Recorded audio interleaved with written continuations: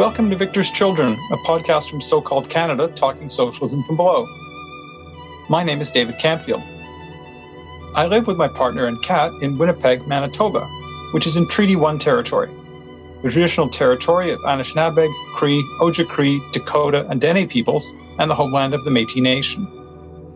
All those of us in the Canadian state who aren't Indigenous need to commit ourselves to the struggle against settler colonialism.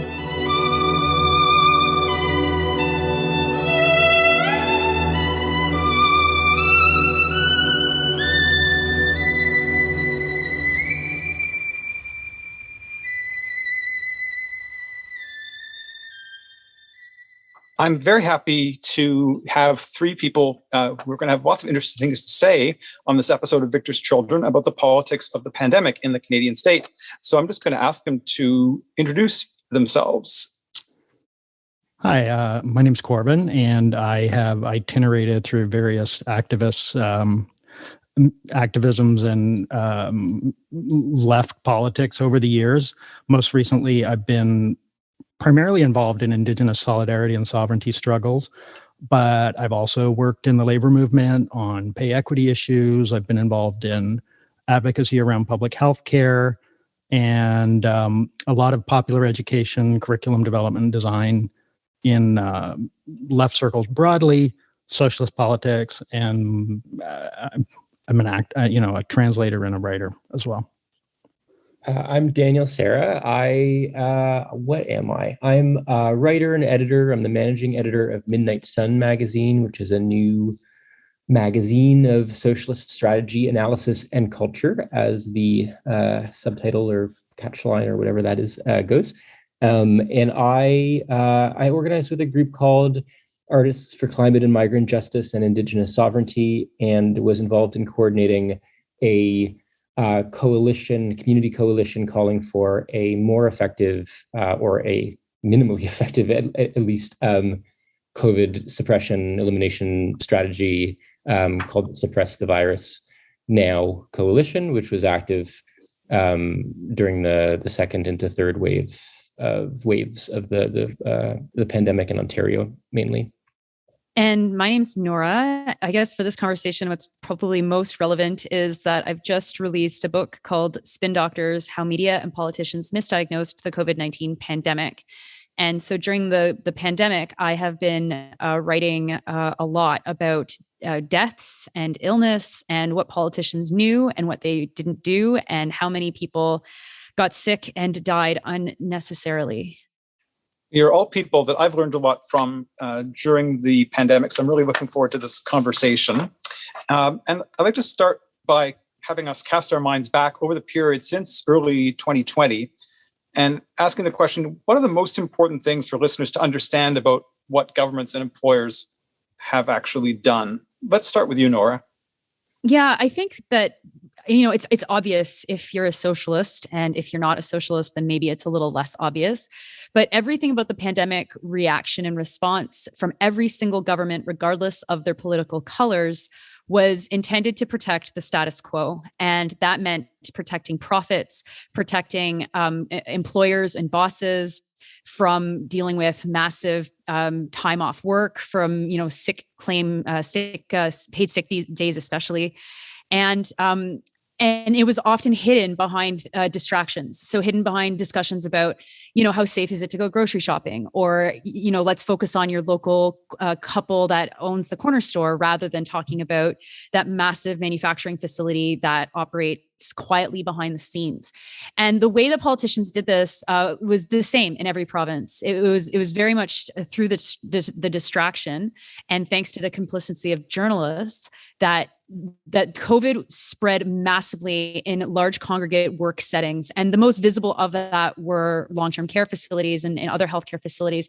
But much more quiet and deadly were manufacturing energy projects, mines, construction, those kinds of shipping and distribution, logistics, those kinds of things that were rendered invisible to the average person. And so we would be told these stories of, well, all you have to do is wash your hands and maintain social distancing and wear masks, while nothing seemed to change. Like, no amount of our personal adherence to these rules was stopping the widespread the spread of COVID and widespread illness and death.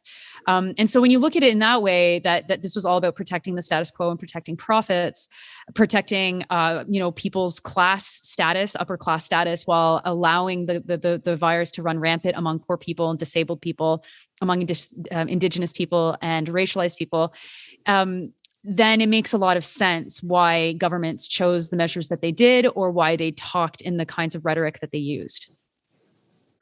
Yeah. So I think Nora's point about the protection of the status quo is right on. And I think there was a conspiracy of factors. So like Nora said, from the start, there was a strong emphasis on hand washing and keep social distancing. And so, the implicit the fault there lay with the individual who didn't follow those guidelines. And there's sort of an avoidance of talking about or supporting the structural approaches, particularly around ventilation or respiratory protection in congregate spaces, but also facilitating paid sick leave, like Nora mentioned, so that workers could stay home if they got sick. And in fact, what ended up happening is, because people couldn't afford to stay home, they went to these congregate workspaces sick, and ended up obviously driving a lot of the infections that we saw early on and even in later waves in the pandemic. But, the thing is, there are so many strands in that, because one of the things that was operating was like the virus itself, the qualities of the virus itself, asymptomatic spread, the fact that, the aerosol character of transmission. So most of the spread was happening because of a small number of infected people. What did they say? 10 to 20% of infections are causing 80% of the spread. And most of that's happening in super spreader events. And so a lot of the dynamics of the virus were poorly understood from the beginning. But also there was a failure to apply the precautionary approach that, in Ontario and Canada especially, we knew very well from the SARS experience in 2003 that, you can't really wait for the evidence to tell you exactly how a novel pathogen is spreading, or what the sort of, what the maximum level of protection that you need to require is in the workplace, or like what's the least protection you can get away with.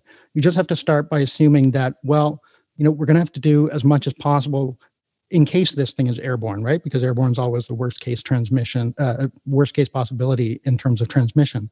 And, even though the lessons of the SARS Commission that followed the SARS experience were really directly about the failure to adopt specifically the use of N95 masks and precautions around airborne transmission, and recommended that, we don't wait for the science to do that.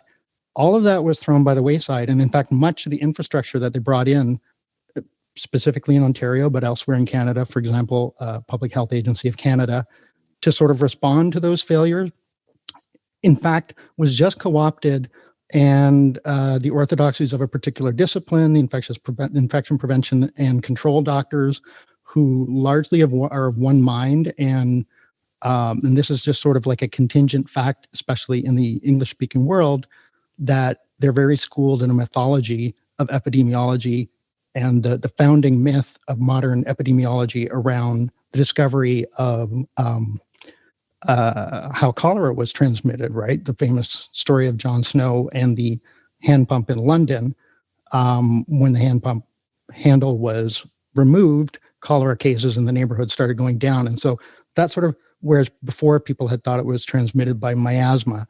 So it's actually like baked into this discipline that has a lot of power within policy setting structures. Like we have these hospital embedded doctors who are setting policy for pandemic response for society as a whole, even though their own decision making is heavily guided by the resource constraints of the institutions they're working in. So, all of those things together kind of conspired to make inaction on the structural level impossible. And the thing is, it didn't even need to happen in a way that really challenged capitalism. I mean, there obviously are authoritarian models of how it could have been done that we've seen in countries like China or Taiwan and South Korea, where the contact tracing was facilitated by pretty intrusive surveillance technologies. But there are obviously also kinder models that could have been followed, as New Zealand, I guess, would be the example we might point to. And even within the neoliberal space, like you can look to the UK, which was, I guess, one of the countries that most aggressively followed a let her rip kind of herd immunity approach, but was also really aggressive in terms of following the data, collecting and following the data. They do have the NHS infrastructure that makes that a lot easier, and the data collection is very centralized, but also very eager to adopt neoliberal solutions like massive rapid testing, right? Like everybody can get access to rapid tests in the UK. And if you need it, you can get a PCR test relatively easily, and being very aggressive in their vaccination strategy. And so, there's a range of responses. And some of it is the resistance of capital to these more structural, equity-based approaches that shift the onus onto employer and governments.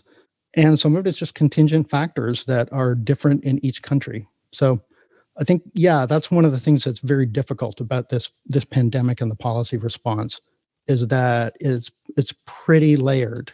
Maybe this would be a point where I'd like to ask you, Daniel Sarah, about your recent article against pandemic realism, in which you argue, this is an article published in Midnight Sun, you argue that people are drowning in what you call pandemic realism, the way capital and the state have convinced so many of us that there's no alternative to the eugenics of mass infection. And personally, I think that the Omicron wave has taken this to new heights. Since we're dealing with a variant that's so much more contagious, it adds credibility to the idea that there's no alternative to governments doing very little to limit infection.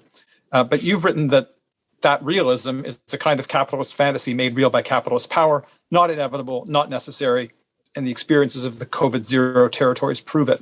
So can you explain for listeners a bit more what your argument is there? Yeah. So, pandemic realism is a play on, or that phrase is a play on capitalist realism, which is the name of a book by the theorist Mark Fisher. And he used the term capitalist realism to describe the sort of sense that there's no alternative, the sort of structurally produced to the sense that there's no alternative to capitalism.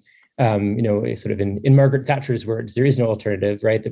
This is the only sort of viable system. And so, it really feels like with the Omicron wave, this sense of sort of institutionally, structurally produced inevitability has become like all consuming, because there's been this like all, sort of like various layers of sort of state and capital have sort of consolidated around this argument that everybody's going to get it, that everybody's going to get COVID. But the thing that's really striking, which it just in general has been making me feel like pretty crazy for the past couple of weeks, because of it, because of like the thing itself, because of the argument itself, but also because this has been there has been an undercurrent consistent with this sort of logic since the start. Like the idea that maybe not to the same extent, but the idea that it is inevitable that, if not everybody, then lots and lots of people are going to get COVID, and many of those people are going to die. Many of those people are going to get seriously ill. We now know, a huge proportion, or, varying estimates vary, but a significant proportion of people who contract COVID will experience chronic illness as a result, or long COVID.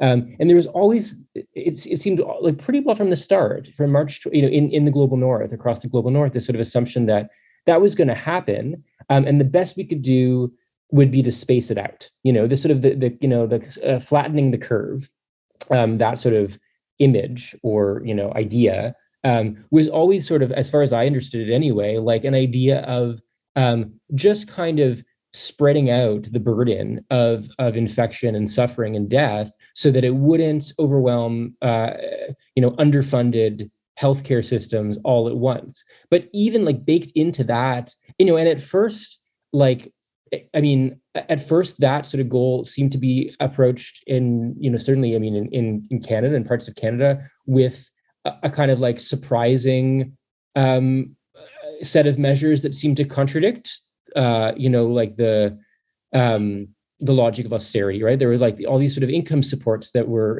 sort of like CERB, sort of most of all, and but there was like sort of like decarceration of prisoners to like in pockets, and these things that seemed kind of unthinkable became sort of briefly sort of like thinkable as policy. It seemed like in the first wave, but even like beneath that sort of opening up of possibility and the sort of hopeful rhetoric of like we mustn't go back to normal was broken and stuff. There was still this assumption that we really just can't like keep people from getting sick with this. Ultimately, it's a virus, and at the same time, around the world, there were states and regions of states and communities that were effectively protecting their populations from exposure and exposure to infection with the virus. I mean, Corvin named a number of them. I mean, at this point, China is maybe the most notable sort of holdout just in terms of its sort of population and complexity.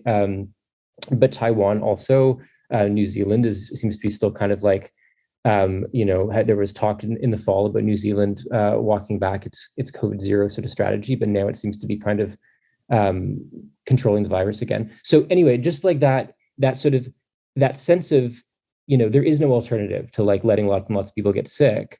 It always seemed contestable, debatable, and like maybe around, I think for me, the point when that became really sort of like a really acute feeling was like the second wave, when all the what would seem like those sort of like hopeful breaks with austerity, like the sort of shutdown, like shutting down lots of sort of workplaces, not enough workplaces, but like in the first wave, and closing schools, rolling out CERB, decarcerating in pockets, all of that seemed to collapse, and there was this sort of return to a sort of "I want you to die for the economy," as the sort of great satirical poster says, sort of like that seemed to come back. And so in the face of that brutal retrenchment or whatever of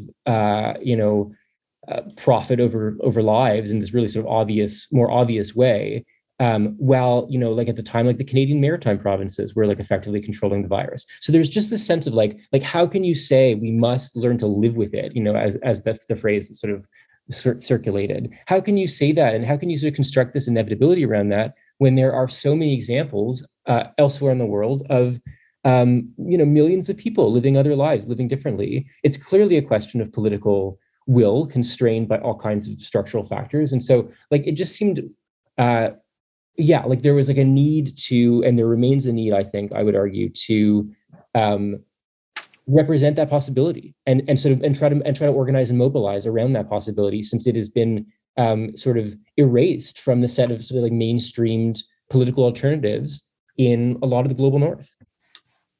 Thanks, Nora. Corvin, either of you would like to respond to that? No, I think Daniel Sarah covered a lot of really interesting and important ground. And I also think that what's very interesting is, social media has played such a huge role in how we conceive of ourselves, our communities, each other, politicians, and media during this pandemic. And one thing that I've been very struck by is this idea of having to learn to live with the pandemic, and how activists have really pushed back against that, as Daniel Sarah just did, for good reason, for really important reason. But at the same time, us actually needing to learn how to live with this, because this is real life, and we need to find ways to be comfortable and take care of ourselves and get through it, because most of us aren't the ones that have our hands on the levers of actually changing things. And so there's also been this incredible shift in discourse around who is responsible and who are we talking to when we say things like Omicron's mild. It's different if I'm saying that versus if a director of public health is saying that.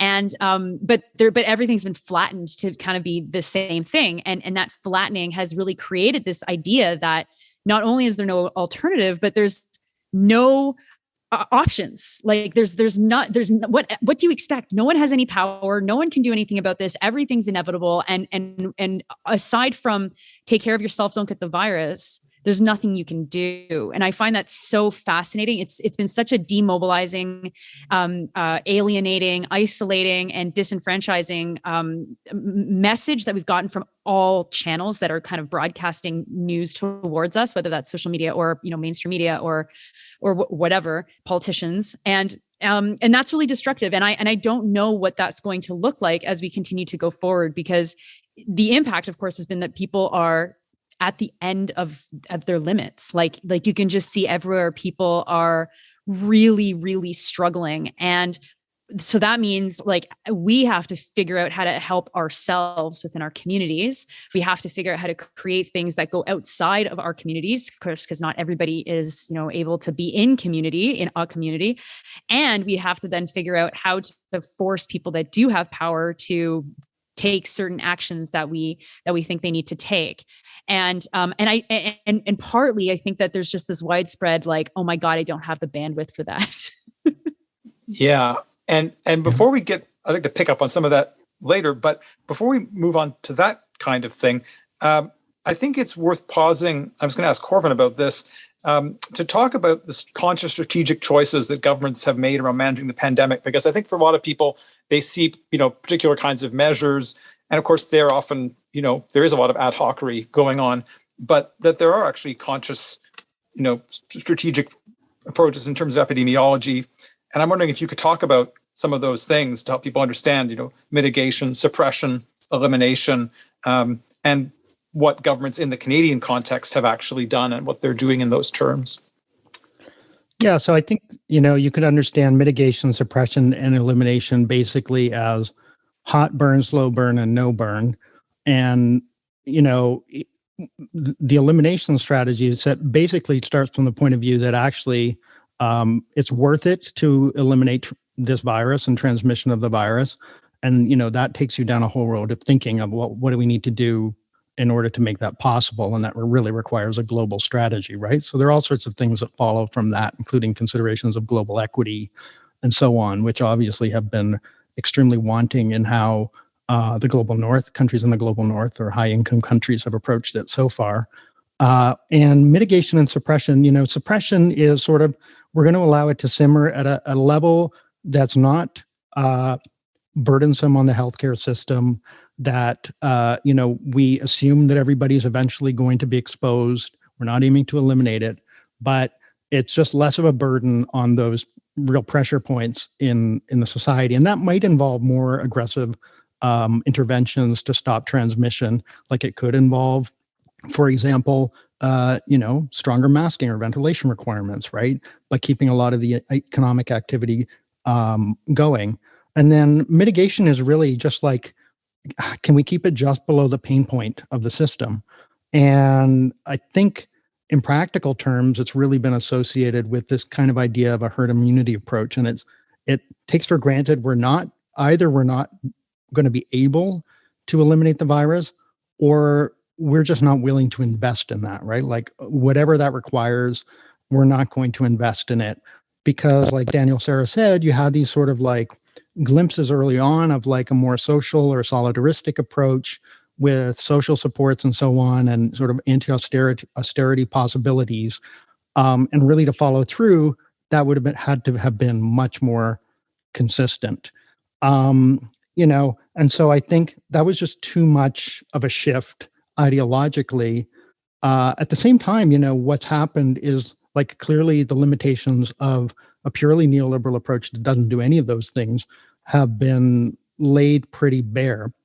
And I just want to circle back a little bit to another thing that Daniel Sarah said, which is like a really striking example for me is Taiwan, because really throughout the whole pandemic, Taiwan did not really limit incoming travel or international travel. They had very strict quarantine. And, you know, their policy started from a point of view, what the Taiwanese CDC did early on in the pandemic. They just, you know, whatever official messaging was coming out of China, they just looked at the video and saw, okay, those people are in hazmat suits. So we're just going to assume this thing is airborne and proceed from there. And that was kind of their approach from the beginning, like a very precautionary approach. And they showed that you could be an up and running capitalist economy with relatively open borders and still also pursue a zero COVID strategy, more or less. And so what's really interesting to me is the conspicuous absence of Taiwan as an example. Of course, it has been covered in the media, but it's such a stark example of that could be used as a counterexample to point out the policy failures domestically, particularly here in Canada.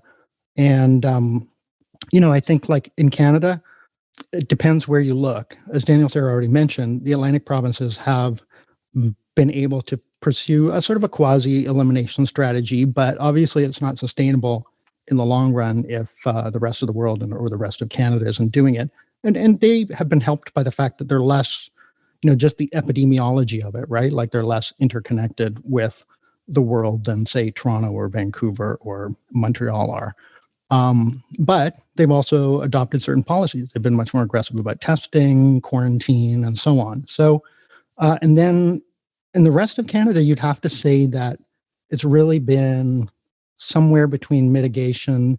It's largely been in the mitigation zone, and in some cases, pretty verging on a herd immunity strategy, like in BC. Just to circle back to one of the things Nora mentioned, like the prioritization of the interests of those major resource development projects, Site C Dam and LNG and the pipelines.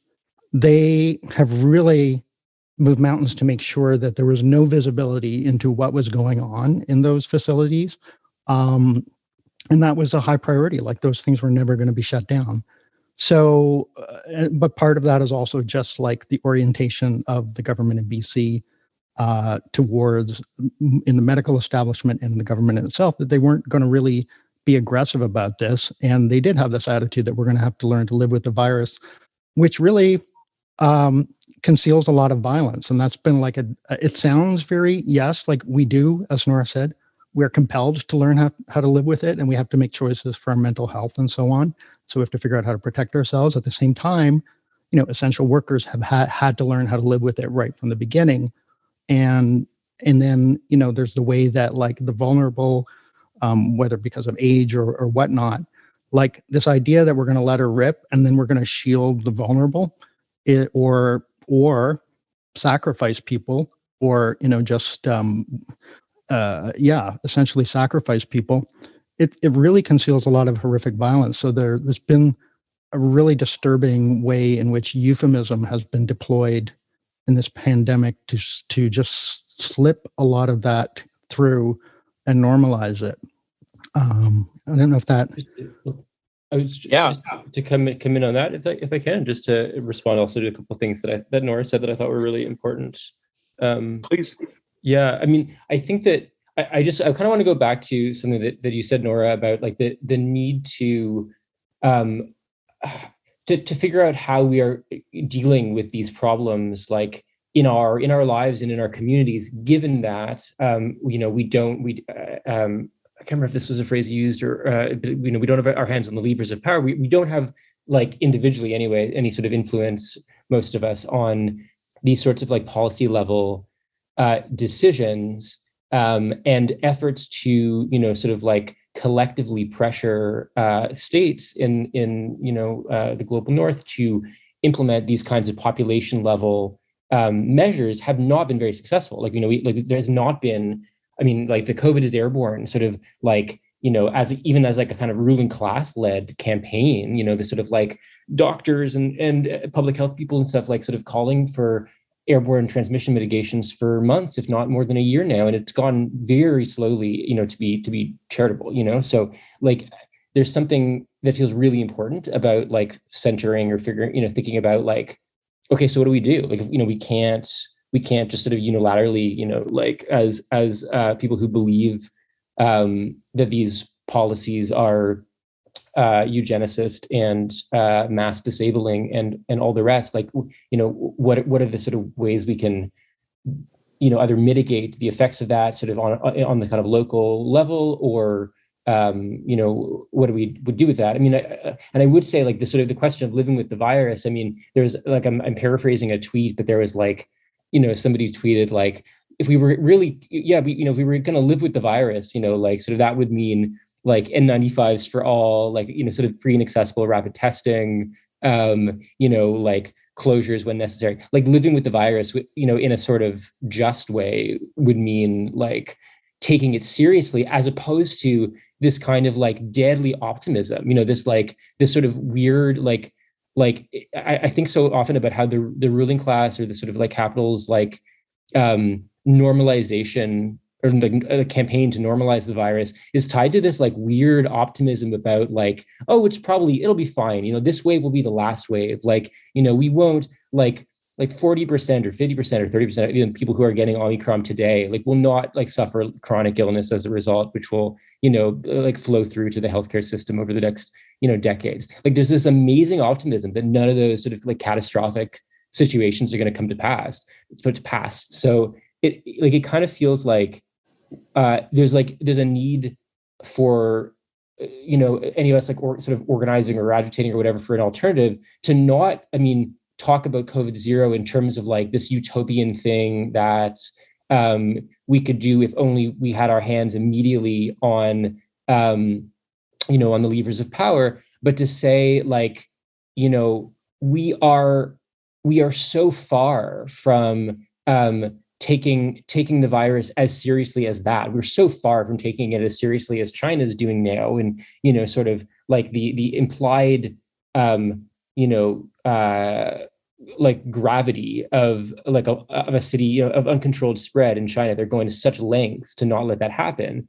Like, how can we bring that sort of like, I don't know, like, pessimism is maybe not quite the right word either, but like that kind of how can we take it that seriously? And then like, what do we do sort of individually, locally, and in terms of policy demands, if we are,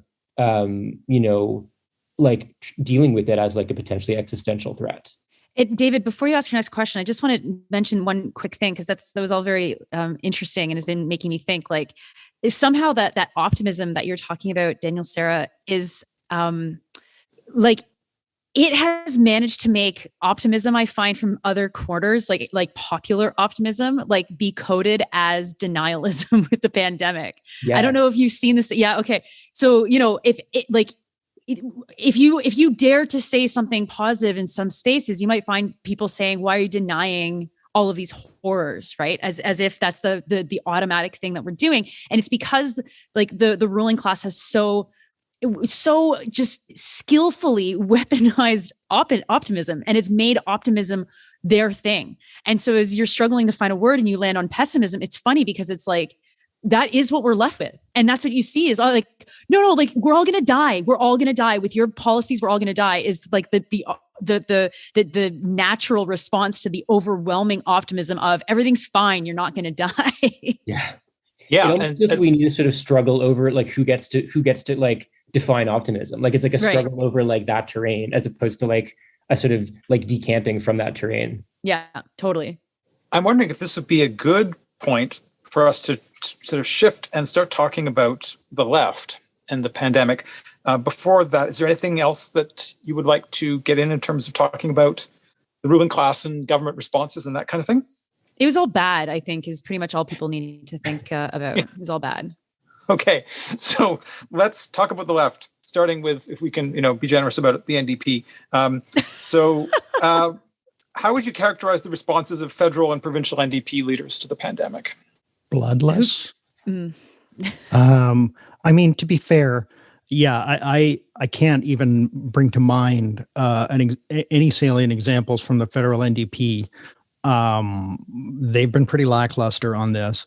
Provincially, I think it's pretty variable. Early on in Ontario, Andrea Horwath was pretty vocal around long-term care stuff, and so, but it was reactive, and I'm not sure they had necessarily, and neither did anyone else really, a grip on the policies or the possibilities for managing the virus, and they weren't really willing to go out there ahead of where the consensus position was. They're also limited, I think, by whatever positions the unions were taking, even though like internally, a lot of the unions, they had all the research very early on, in the occupational health and safety wing of the labor movement. they're extremely knowledgeable about this stuff, right? Like, so they were on it right from the beginning. But the problem was, I don't actually know entirely what the problem was. I think a lack of courage or a lack of a belief in an ability to take militant action or do anything that would really force the changes needed, particularly in workplaces where they could have been demanding ventilation and N95s and, maybe more sick time. But, given that the labor leadership wasn't willing to take on that fight either with the government or with some of its own membership, perhaps, and given also that the government's approach was to sort of co-opt them into little side tables where they talk about, well, maybe we can repurpose this factory to make N95s or whatever, and that never went anywhere, and it wasn't going to go anywhere. It was just a distraction. But I will say, though, that at least in Ontario, some of the NDP shadow cabinet, like Merritt Stiles, for all that she is, to my knowledge, kind of represents the Blairite wing of the party even to this day, did really get on top of the education file, at least, and I think has played a relatively constructive role. But really, we can't talk about the NDP without talking about the BC NDP, which has managed the pandemic as badly as any government in Canada, and really very much committed to what I would call a eugenicist herd immunity strategy. That, their whole thing has been to treat it largely as okay, I'm exaggerating, obviously, but to a large extent, they've treated it as a public relations exercise. And so they've avoided testing where they could get away with not testing, whether that's in schools or just restricting access to testing. They haven't reported out the testing as honestly and fully as they could have. They haven't reported out hospital census numbers as they could have. They haven't reported school outbreaks and exposures. And, they are really a global laggard right now in recognizing how the virus spreads, how you can stop that transmission. And they took up very early on this language of we're going to have to learn to live with the virus, which has now turned into statements of fact that the virus is now endemic. That's the sort of the new language of it, which is that it's like a fait accompli. So we're out of the pandemic phase and now we're entering the endemic phase, which is far from clear epidemiologically.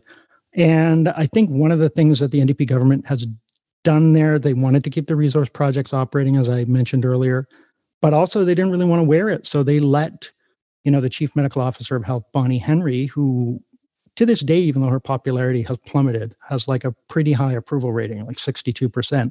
She's been the face of it and it worked really well for them. They called an early election based on the popularity of her approach. They got their majority. And, since then, they really haven't, they've done fuck all, is what I'm going to say, in terms of aggressively managing the pandemic, let alone, the wildfires, the floods, or obviously not to speak of like the violent infringements on Indigenous sovereignty and the mass arrests of people engaged in civil disobedience around Fairy Creek. So I don't think the record of the NDP or the left broadly has been great. And in BC, the unions particularly have been complicit with the government. I think Nora can probably say more. I think the Quebec unions have been a bit more forward and full-throated in supporting the workers, their worker members. Before we talk about Quebec, any other comments about the NDP? Oh, if this was a show of 8 hours long, I would be digging into every single thing that Corvin just mentioned and elaborating further. But I think that he did a good overview of where things are.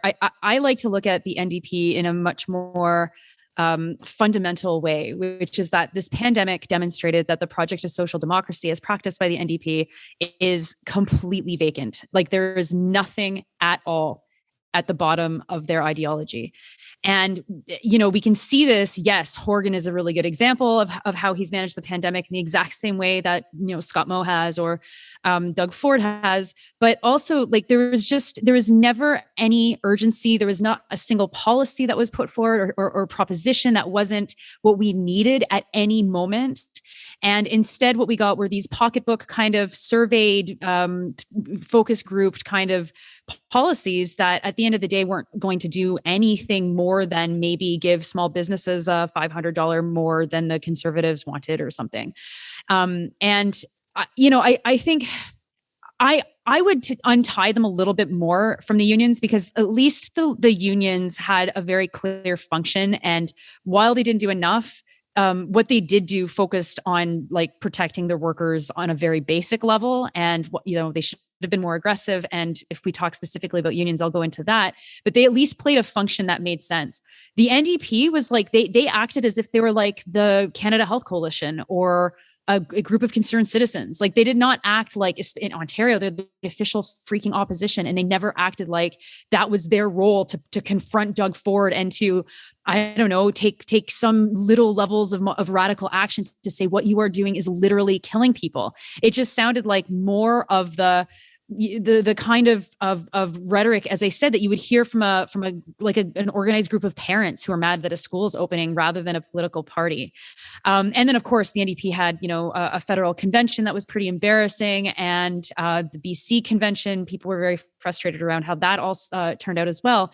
And so then I'm left with this question: like, what is the point of this entity? Like, what do they exist for? Because they certainly don't exist to do anything useful at the best of times. And when you actually have spaces opening up where you can call for radical things, because people are desperate and really interested to hear radical ideas to try and save us from this pandemic. Anything from maybe you should send people food if they're going to quarantine, or maybe we should shut down a factory every other day, like something not actually radical, but compared to where the NDP in every province is, would have been sounding like, I don't even know, like freaking the far left. There was none of that. There was absolutely none of that. And I think that it's left a lot of people who would vote for the NDP, active members, and just, people who park their vote there, for lack of a better location, scratching their head saying, okay, then what is the point of this party? And I would just add, I mean, the whole left has had difficulty. This could be another whole part of the discussion, but, in terms of coming up with a coherent alternative approach. But it's so striking when it comes to the NDP, the unwillingness to publicly criticize public health authorities, the extremely deferential approach, and not treating it as, fundamentally a political thing requiring alternative policies, right? Yeah, doing politics. I'm nodding. I've been nodding really loudly. I don't know if you could hear across the Zoom chat and everything. Because it's like why?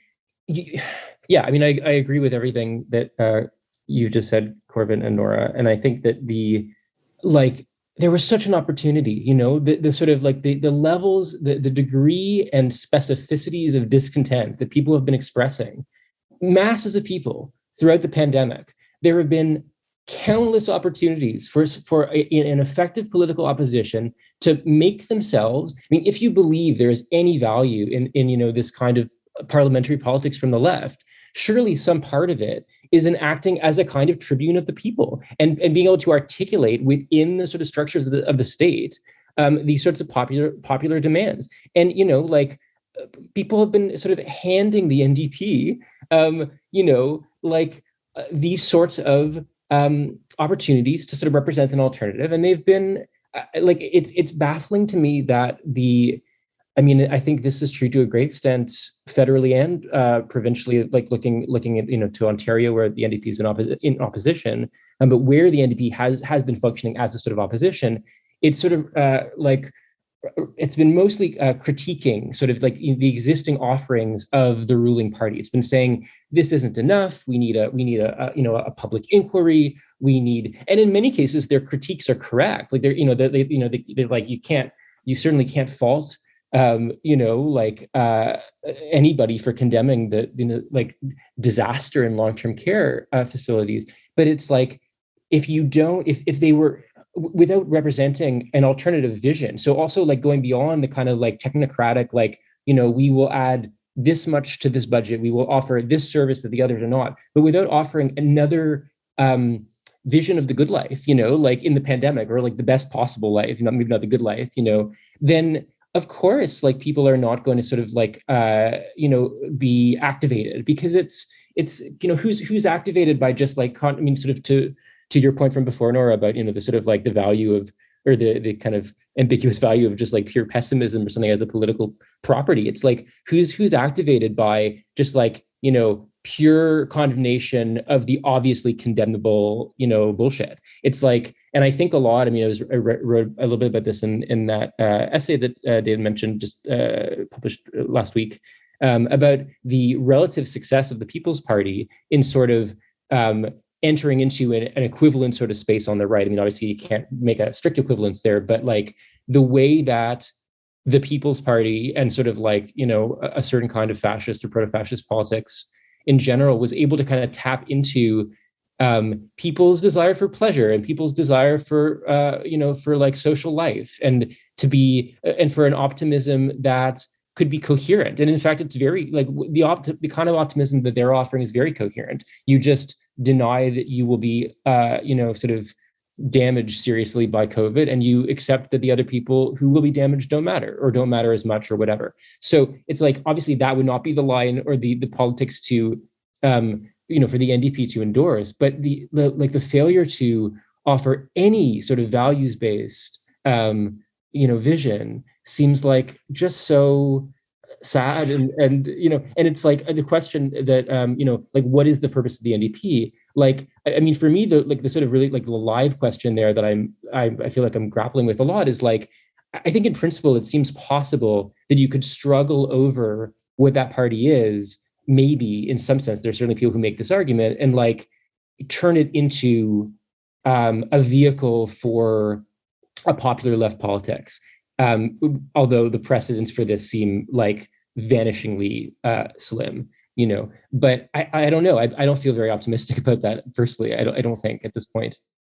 Yeah, no, I absolutely agree. And I think, the success of the anti-vax movement and, elements of the alt-right and co-opting anti-vax or anti-mask or anti-lockdown politics, I think all of that really speaks to, first of all, the vacuum on the left. In your prefatory remarks there, David, you did say, let's not give the NDP too much credit for being the left. But I think there's really a vacuum on the left, and that has become very apparent. And I think we really need to take seriously what that means and what the organizing challenge it poses for us is. And maybe it's less true in Quebec or less true in some other places, but certainly in the rest of Canada. And obviously the NDP doesn't have an ambitious vision that they want to present.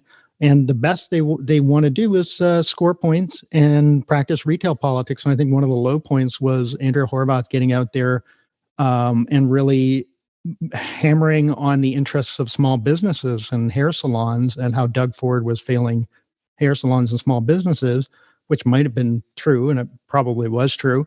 But they were very conspicuous in not putting forward any kind of class politics or really talking about or organizing or laying out some sort of ambitious agenda to protect working people, especially those who were having to go to work all through the pandemic. Well, and let's not forget that Jagmeet Singh did the exact same thing, and actually argued against auditing the wage subsidy receivers. Like, just the most basic thing that we need to identify how much money these corporations are getting to subsidize their workers. And you had the federal NDP being like, this is too onerous for smaller businesses. And it's like, what are you talking about? Like, I think that they made more promises related to getting military to do things that the public health system needs to do than they did to actually, do anything progressive by any kind of measure of that word. Nora, could you tell us a little bit about what Quebec Solidaire has done in Quebec? Of its policy orientation and whether it's done anything noteworthy around the pandemic? Yeah. So Quebec Solidaire has definitely not risen to the occasion in the way that I would have hoped to see the party do. They, in the early days, and then also because the government's been ruling under emergency orders, so there's been no debates. Actually, they've just been able to rule under emergency orders since March 2020, which of course Quebec Solidaire has been opposing, as have the other parties. But in the first couple of months, it felt like QS was like completely unsure about what it was supposed to do as well. And there wasn't much, I would say, until about August 2020 when the party started to come alive. And, they have managed to place themselves in a location in Quebec politics as being like the only together party other than the CAC, because the Liberals are still completely in disarray. The PQ is in total disarray. And so there was a changing of the guard for who was the spokesperson from Manon Massé to Gabriel Nadeau-Dubois. Nadeau-Dubois is very effective, especially against Legault, and he gets under Legault's skin. So there's been like some good parliamentary jousting that has gone out of that scenario and into like broader awareness that you've got this party that's actually kind of, trying to change the direction of government. But it isn't as if QS had this total pandemic plan that was amazing. They did a lot of work around making sure that undocumented workers who were in the healthcare system were given immigration status, and that was a big thing that they focused on in the fall of 2020. And then there's been other demands, but one of the big differences between Quebec politics and the rest of Canada is parties still occupy a lot of that formal space, and QS is very good at maneuvering in those formal spaces, whether it's using whatever they have at their disposal within the parliamentary channels to actually make a big deal of something. And so they were able to raise motions. They've been able to force discussions, even though most of these decisions were being done by decree. And they did that and looked like an opposition party. Like they really did look like an opposition party, which I can't say was the case for a lot of the NDPs and the rest of Canada. So I would say, not amazing at all. But it's a caucus of 10 people, and I think 4 of them have had new kids in the pandemic as well. So that plays a role, having so many people who are off on parental leave as well. Okay, thanks. We've touched on unions a little bit, but would you like to say anything more about union responses to the pandemic? Who are you directing the question to? That's an open question. I guess I can start. Yeah. So as I said earlier, unlike the NDP, the union still had a role that was very clear. Like they're still having to do the legal part of representing their members. The members are being laid off. And so there's a lot of bureaucratic work that the unions had to do. And I think that the bureaucratic work allowed a lot of union leadership to not have to do anything radical. They're trying to get, grievances put through and forcing employers to provide like basic levels of protection. And that was occupying enough to not have them actually say, let's walk off the job. There was early action that, I thought would maybe signal that we would see accelerating or escalating tactics, like the unions and the transit sectors just refusing to collect fares. Like that was a really early union response that was excellent, and that was eventually adopted to be widespread. And then, of course, was just reversed once the summer came and COVID went away, and then never came back. Which it should have come back, as we had several more waves since that summer. But by and large, the labor movement's been disappointing. There has been no alternatives put forward that I think that give people confidence that the labor movement is there and has their back. The teachers unions, that's a really good example, especially where there was just this like. Everywhere in Canada, Quebec is a little bit different because there was a bit more militancy from the unions. The nurses occupied bridges in Montreal and Quebec City and had some pretty good actions to try and force their side of negotiations. But in a lot of the rest of Canada, unions operated again as if they're just lobby organizations or as if they're just concerned citizens, and with the expectation that politicians will come to their senses. And so one of the things that's been so frustrating to watch, especially in Ontario, is a lot of people on the broad left appealing to like Doug Ford to do the right thing. And it's like, did you not get the memo? Like, why are you saying that? Of course, he's not going to do the right thing. The guy is hardwired to not do the right thing. And so rather than taking decisions into their own hands, even if those decisions would put them in opposition to the law, there was just no appetite at all to do this. And so you have these last minute decisions from the government in teaching to just be like, okay, schools are closed, or okay, they're now open. And it was just like so disrespectful to the teachers, but it wasn't as if the unions were like, you know what, let's ignore government directions and do stuff on our own, because without us, there is no school. And that was a really disappointing missed opportunity, because it really should have been a moment of radicalization. And instead you just have a lot of anxiety and fear and waiting for governments to just do the right thing. Yeah. And I think Nora, correct me if I'm wrong, but I think the nurses union, one of the nurses unions in Quebec, was actually pretty early, and they went to court to get N95, like easier access to N95s for their members, and they succeeded.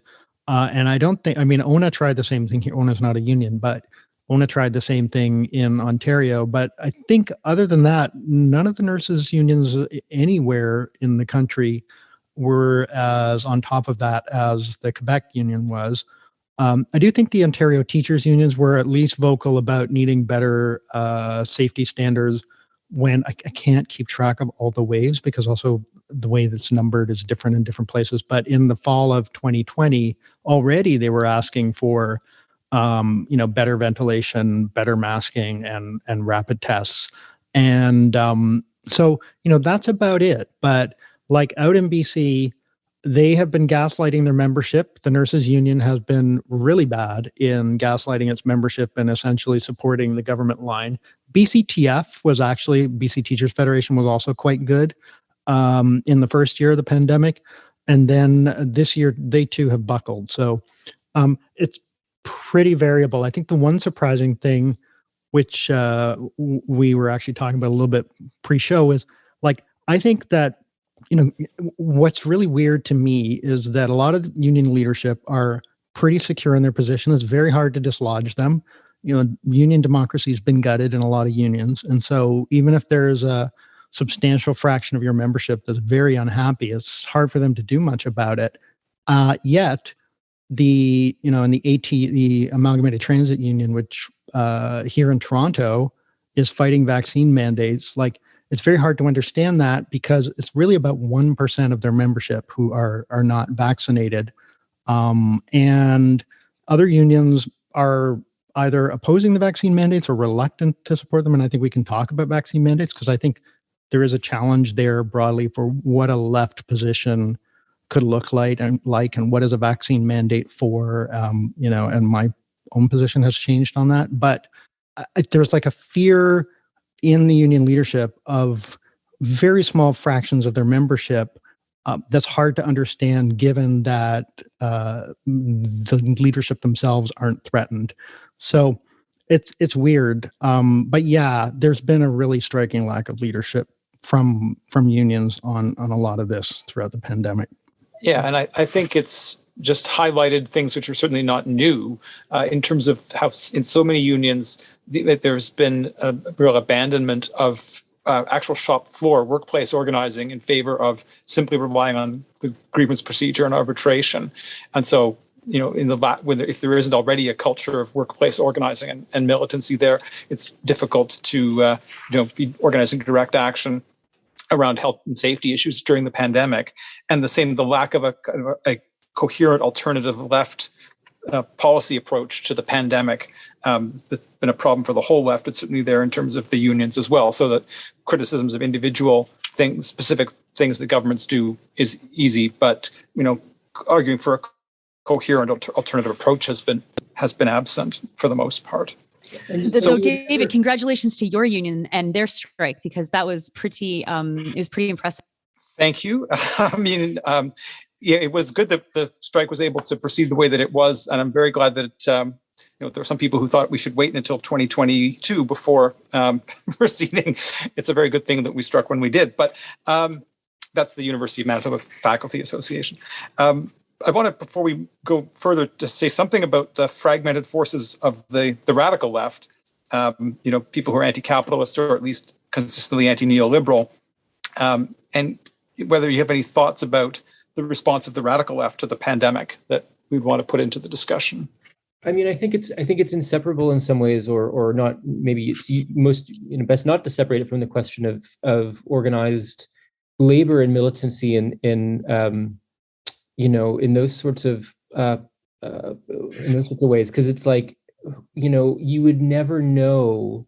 Sorry, my thoughts feel are a little bit disorganized on this question, but you would just like to look at the union response to the degree of social murder we've seen. You would never know. I mean, just to echo points that Corvin and Nora have made, you would never know that they have any leverage. It seems like it's all like moral suasion. It's all sort of statements and petitions and letters, and it's like, and I think there's definitely a place for that in sort of taking the pulse of where people are at, and building a sort of sense of a majority behind a given demand. But the incapacity to escalate beyond these sorts of tactics has been really sort of telling. And I mean, like the Alberta Federation of Labor adopted a call for COVID zero, like as a sort of framework in like early 2021, I guess, like late 2020, early 2021, so second wave.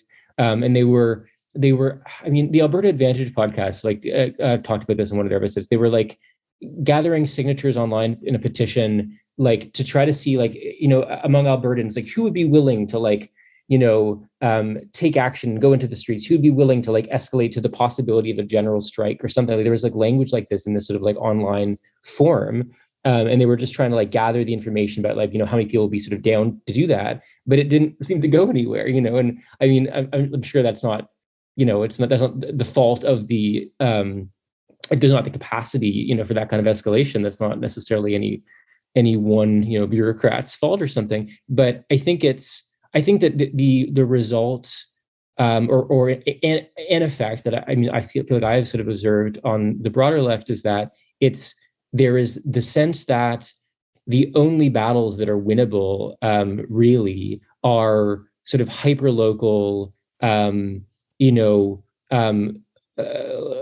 struggles that often are responding to a sort of acute crisis. So I mean, there's been some really effective, like really, I think, successful tenant organizing in Ontario, among other places, and really, really important and effective encampment defense mobilizing and organizing in Toronto, in Halifax, like in other cities, in Hamilton.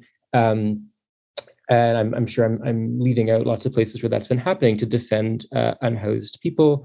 And I think because these sorts of broader demands, have felt like around school safety or something, have felt so sort of unwinnable, and it's been felt so like impossible to kind of activate the sort of like mass withdrawal of labor or withdrawal of participation in some form that would create leverage for those demands. I think the argument that really, just like organize where you are, like organize your community, organize your apartment building if you live in one, like and do that sort of work has been really compelling. And that, like, those have been sort of, the wins for the broader left have been few, and I think many of them have been there, have been in sort of holding off, like the police assault on encampments and this sort of thing. The trouble is, the challenge is, without it, like, again, it's sort of, as I read that situation, like without broader layers of mobilization, socially, those that organizing ends up being very isolated, and so it can win, but its wins are so vulnerable to, sort of to criminalization, to all kinds of other sort of recapture by the state and by capital. So I think that, like, I think it's really important to sort of like honor that organizing that's been happening, and also like ask about why or it's been so hard to create the conditions for like wildcats, to create the conditions for like more broad-based withdrawals of labor and other sort of tactics that could apply pressure.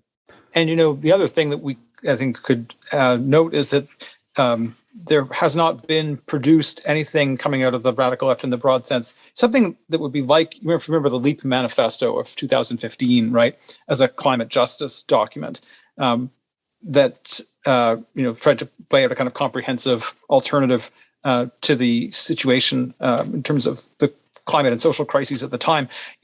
Nothing like that, which would have had a broad resonance, putting forward a coherent alternative approach to the pandemic, has come forward. And obviously, given that not too many people on the radical left who knew much about epidemiology before the pandemic, it's not surprising that it's difficult to come up with an alternative approach like that in the conditions of the pandemic. But I think we should at least note that, right, that the radical left has not come up with that kind of an alternative which it could at least argue for, and that could inject into the debates around things.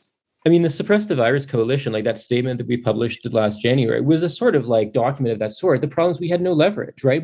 It was just another statement in a crowded field of statements, that had a lot of sort of like a really cool range of different sort of community partners and some like labor buy-in around it, including like really importantly also, I think, to name like, groups like Ontario Education Workers United, which are sort of like organizers like within the unions that are trying to do their own thing to move the unions to have more sort of like interventionist capacity. So I mean, like that work seems really important, and it's been growing during the pandemic. But the problem is that, like, again, I don't think there's been a lack of that kind of vision. We just haven't had any way to build power. I think it's really important though to mention that the movements around disability justice, I think, are the exception to this. And I don't know whose fault it is that they didn't coalesce in the broad, like, radical left didn't do more to jump on the calls and the ideas and the actions of disabled activists in Canada. But the mobilization around the expanded medical assistance in dying legislation was really amazing. And I don't know what it would have looked like had there not been a pandemic hanging over everybody's heads, but the groups that got involved, the actions that they chose to do to, respect the public health orders and to bring people together from around the world and all across Canada, it was really, really great. And a lot of the people who are involved with that have also positioned themselves as or have become really important, higher profile voices talking about all of the issues that the pandemic touches, speaking from the position of people who live with very similar social distancing measures or other kinds of public health related aspects of their lives. And so they're able to speak through years and years of experience. And so what I grapple with is the movements that did exist and it's certainly the movement for disability justice. Like, why didn't they get taken up by other organizations? And why wasn't there an ability to coalesce around that, or around, as Daniel Serra has mentioned, the encampments or other kinds of radical organizing? And I struggle with an answer. I mean, I think probably the most obvious is everyone was tired and no one wanted to, or not wanted to, but no one had the capacity to do certain things that needed to be done. And us all being isolated from one another is also, a huge problem, because we have to organize online, and that's fraught. But having this conversation without mentioning disability activism, I think is, we really do have to. And then, of course, Black Lives Matter and the movement for Black Lives that really marked 2020. So there, as was just said, there's no shortage of ideas. It's that there doesn't seem to be that capacity to then take hold and turn them into anything that we can organize around in a longer term way. Yeah, thanks, Nora, for bringing up Black Lives Matter, because I was just reflecting as I was listening to Daniel Serra before, and then to you, that there's really been a remarkable amount of mobilizing and activism, particularly I think in 2020 with Black Lives Matter, but also the encampment movements, which were not just here, but also there were things like the Seattle Autonomous Zone and however fraught that was, but and yes, the disability justice movement was their movement, their campaign was incredible, and I too wonder why those politics were not taken up more broadly, particularly as they speak really quite centrally to how a lot of the pandemic has been managed. And I think many people have learned from that. Many people on the left have learned from that framework in terms of thinking about what's going on with the pandemic and, the sort of eugenesis or crypto eugenesis policies. But like you said, some of it is just simple in terms of, David, like your question about this, the left, the radical left, or the fragments of the radical left laying out some sort of positive, proactive agenda. To be honest, I wonder if many of us we're tired. We're tired of being on Zoom. We're tired of this, how organizing takes place in the pandemic.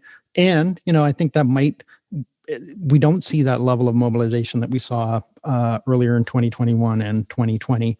That could just be contingent because of what's happening politically. But I also wonder, are we falling for the same kind of optimism or hoping that, well, maybe this wave is the last one, and we're not really going to have to deal with it. And I think we don't really know. There's still so much uncertainty around it.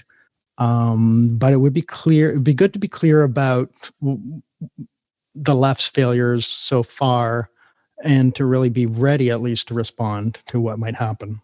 Well, that turns us very nicely to the question of what lies ahead.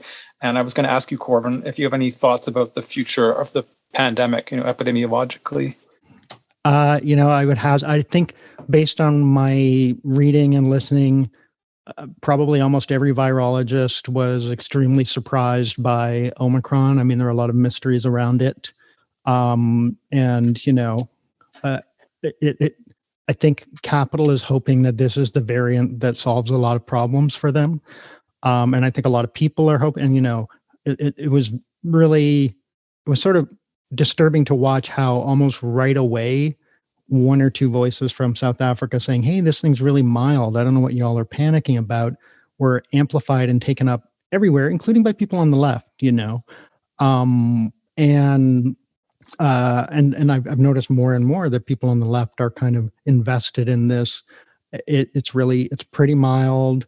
The only people getting sick are unvaccinated, or I've also heard this from or people with comorbidities, which is like a very coded ableist eugenicist way of thinking about it. But I think that it would be foolish to speculate. I don't think. Clearly, we haven't implemented the structural supports and changes required. Although I will say that this panic, suddenly now, Omicron, everybody wear N95s now. Like that just sort of all happened all of a sudden.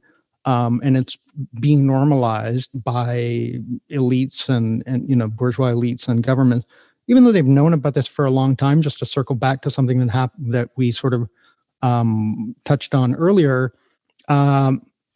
For example, one of the interesting things is how much of this was already known. And if we want to be there is a sort of conspiracy in terms of how they've talked about the pandemic publicly. So to take the Toronto Transit Commission, for example, they and the union were already talking. They knew all the air exchange information about the trains and streetcars and buses, and they were putting in MERV 13 things in the bus HVAC systems and so on.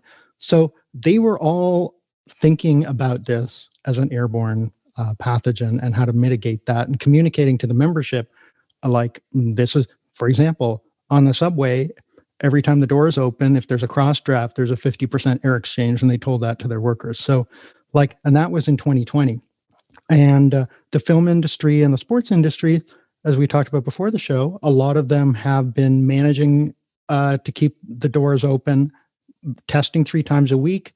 If you're not on camera, you're wearing an N95, ventilation, portable HEPA filters. That's been since 2020 for a lot of the big money productions, and they've been operating. So Capital knows how to do it. The governments know those things are happening.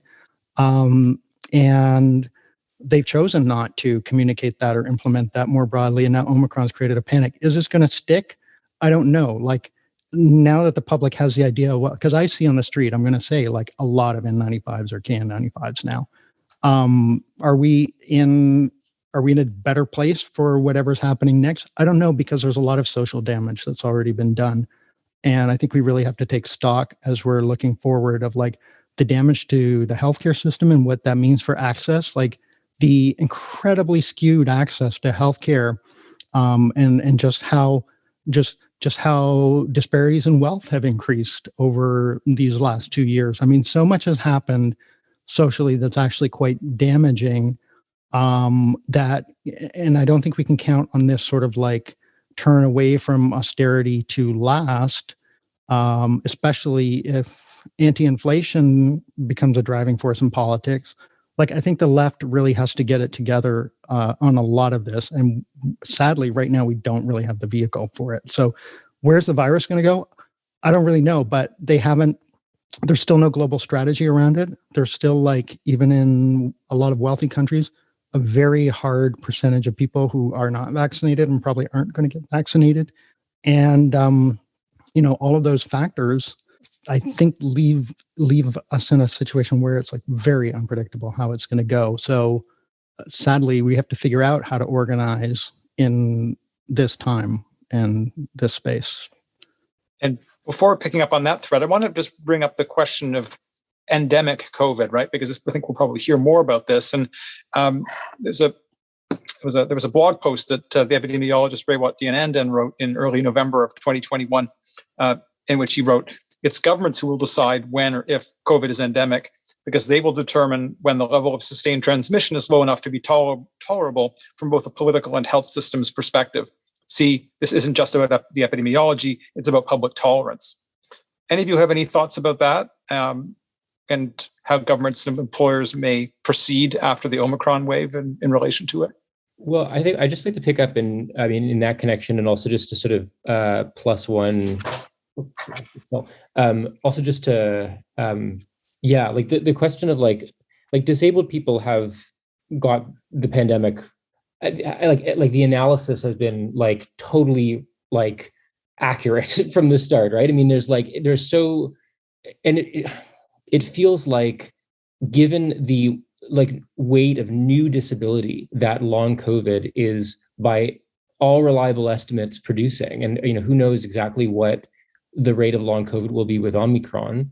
But given how many newly disabled people, potentially permanently disabled people, are being produced by these policies of mass abandonment, it feels absolutely essential to center disability justice, organizing and movements and analysis in all of this. So yeah, I can't agree strongly enough with Nora's point about that. And also, yeah, I just want to kind of like plus one both, because the question of like this sort of historic abolitionist movement in defense of Black lives and against the police erupting in the middle of the pandemic.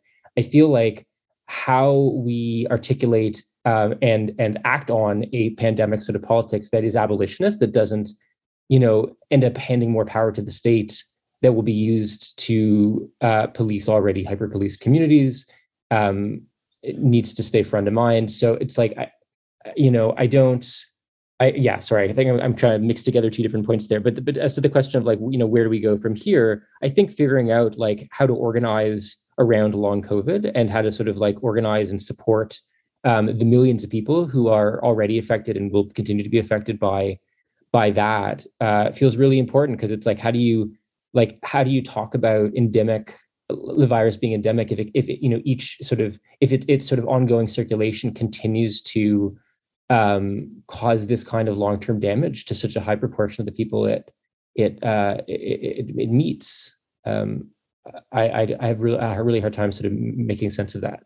Well, and to go back to this, to the quote that you just read, David, I think that the logic of like everything, like, okay, it's going to be considered endemic. We can also say that it'll be considered no longer a crisis once its impact enters into our health capacity. And from the start of this pandemic, that is how every single public health figure and politician in Canada has been talking about it. In Quebec, we would hear every single day the hospital capacity that we had and that we could reach before we had a level of seriousness that the province deemed to be critical. And then a year after that, there was a comment made by now former Director of Public Health, Horatio Arruda, saying that the rates of infection that we had last January, because the infection was not circulating in long-term care anymore because of the vaccine campaign starting there, could be 6 times higher what it was at that moment, because the people who'd be getting it would just go to the hospital. They wouldn't die. And Arruda's comments were met with a lot of anger, as you can imagine, but it exposed the logic that has been operating from day one about this pandemic. And the problem is that the virus hasn't entered into that logic. The virus is like, okay, well, I see your hospital capacity and I don't care because I'm a virus. And so, the Omicron surge is putting that strain on the hospital system. That means that we politicians would never say that it's endemic in Canadian society yet, because we are in a massive crisis of capacity within the healthcare system. But none of the ways that we're talking about this, and any of the ways I've been talking about this, referring to how they're talking about this, takes into account anyone's lives. Like it doesn't actually care if 10 people get sick, if those 10 people can have ventilators. It doesn't care that being on a ventilator is like really disabling and horrible and probably means that you eventually will die, because that enters into the logic of the spreadsheet that public health has developed and has determined that, okay, as long as we don't hit 20, we're still okay. And so I'm glad that you read that quote, because I think it's very instructive to remind ourselves that we've got politicians who are managing a system. They're not trying to stop people from getting sick or from dying. They are just trying to manage the system. And if we are scared out of action, if we are put into locations where we can't take action, or we're fighting for our lives every single day, and so we're too busy to do anything different, that suits them very, very well, because then they don't even have a population to manage at the same time. Any other thoughts about where we are as socialists and other radicals going forward? I can talk a little bit about the future, because I think that, on the side of what this pandemic looks like in a couple of months or a couple of years, like all I can say is what I hope, and what I hope is not science. I mean, I hope that the virus disappears tomorrow. So that's not a super helpful analysis, but that's certainly what I hope. But what I do see on the positive sides of things is that this moment has radicalized a lot of people, and it's radicalized a lot of people in a very good way. People are finding new movements, they're finding new analyses, they're finding online reading groups, and they're actually doing the research necessary to understand the process of social change. So the process of building social movements and putting pressure on different parts of society to actually try and force some kind of change.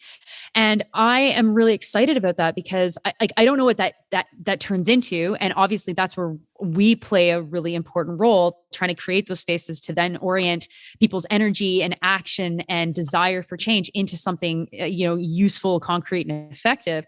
But certainly in the last 2 years, the number of people who've been in touch with me asking for advice on just what to do has skyrocketed. It's been really incredible. And I imagine that's the case for every one of us who's doing this kind of work. You put yourself out there, and then people are obviously going to ask you like, hey, I live in Victoria, what should I be doing? And so that's really, really, really great. And that is a huge, that creates a huge task for those of us on the radical left who understand that we then need to organize all of these new and excited individuals who've been radicalized by what they've seen in this pandemic. I really agree with that. And I think, some of this is anecdotal and just by feeling, but there does seem to be a pretty widespread sense that this system is fucked. It doesn't really care about people. And it hasn't shown itself to be capable of responding to a crisis like this. There has been a lot of official, not only mismanagement, but to some extent dishonesty, which I think people feel. So I think, a lot of that has led to radicalization. And I'm also hearing and seeing people who are joining reading groups, joining, some of the old left parties, including the CP or whatever, because they're looking for some other political home. And that's not to say that I think those vehicles are necessarily what we need to use this opportunity or to build on this. But I do think it speaks to like a widespread sense that this system is really fucked. And if they can't manage this crisis, which was a pretty serious crisis, right, on many levels, how can we imagine that they're going to address climate change? And, we just have to look south of the border, and even a relatively mainstream plan to address climate change has no chance of succeeding. So, I think we have to, those of us who are on the left, one thing that we really need to do is, I don't want to use this phrase, but we need to facilitate spaces. I was going to say intellectual leadership, but facilitate space. We need to really inject an analysis that can set the stage for some of the organizing needs. But I think we really need to be intentional about what kind of organizing, what kind of forms of organization need to exist to address these crises at the scale and at the level they need to be addressed. And that has to be taking on the state at some point, not electorally necessarily, but just like an orientation towards the state, and understanding that the state as it's constituted is not capable of responding effectively to these crises. And what's our way out of the maze? I don't think any of us know, but I think we have to be thinking at that level. And especially, we don't know, like a lot of the apparently redistributive policies that they brought in were really about just keeping the banks afloat, right? Like it all got floated back to, a lot of the support got transferred to landlords who then paid the mortgage with it, and that paid the banks. So when they feel, and I think they've decided this is going to be endemic, they're trying to make it endemic, right? Like they have no I'm talking about governments and capital have no appetite for elimination. And so I think they're grinding, and we can feel that personally probably in many of our social circles, where people are just like, I'm done with this, right? Like I'm done, and I can't maintain this level of vigilance or whatever for the rest of my life. So I think that's the place we're in. Unfortunately, it is possible to still adopt an elimination strategy. I think that governments have decided that's not where they want to go, and so we have to respond accordingly. Yeah, I mean, I think I agree with a lot of what's been said, and I mean, I definitely feel like there's an opportunity to bring together a lot of people who are really angry about what's been going on, and to try to, in some ways, and I mean, not to say, yeah, I don't know, to try to sort of find ways to knit together these really extraordinary movements that have been sort of, either that have come into being, or that have been, that have been resurgent or just more activated during the pandemic, so that the power of all the different sorts of movements, be they disability justice sort of oriented or abolitionist or focused on more directly sort of redistributive kind of politics, sort of centering employer paid sick days, really important demand. Like, how do we sort of build coalitions in some way, or, like organizations that can concentrate the power of all these disparate hubs of activity? And I would say that, I mean, maybe as a optimistic note to sort of wrap things up with, if we're wrapping up, the student walkouts that are happening right now they're planned around Manitoba, and in lots of US cities. They've been happening in Chicago today. I think it was in Chicago, and in Boston, New York. Students in Oakland are threatening to strike next week if their demands for better safety measures are not met. I mean, like this sort of new wave of, like, at this point, sort of student militancy, specifically about kind of COVID policies, like specifically about what is acceptable as sort of health and safety measures, and what is like fucking ableist and like not like a baseline that we should settle for. I find that really, really hardening. I mean, I found like these past weeks of sort of like, full bore eugenicists, you're all going to get infected whether you like it or not. I found them really, really hard to process, and this sort of, I mean, as have so many people, and like this sort of surge in student refusals, I think are like the best thing that's happened in months, in terms of these sorts of responses to pandemic social murder. So I'm hopeful that could spread, and that could be a sort of way that, sort of responses from below continue to develop.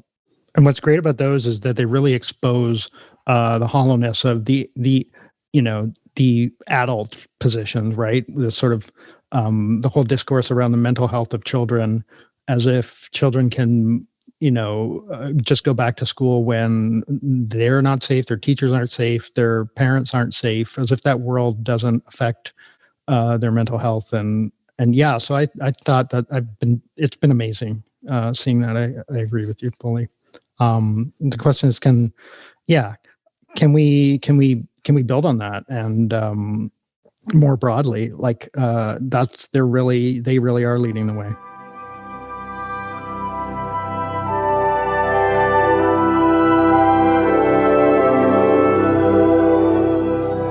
That's it for this episode of Victor's Children. I'd like to thank Jonathan Croker, the producer of Victor's Children, without whom the podcast wouldn't be possible. I'd also like to thank Posey Legg, who designed the graphic for Victor's Children. If you found the episode worth listening to, please do tell other people about the show, since word-of-mouth recommendations are especially helpful. If you don't subscribe through your preferred podcast app, please do. And while you're there, please give the show a high rating. It helps to promote us. If you have a suggestion for an episode or some other kind of constructive feedback, feel free to be in touch with me. You can contact me through victorschildren@gmail.com.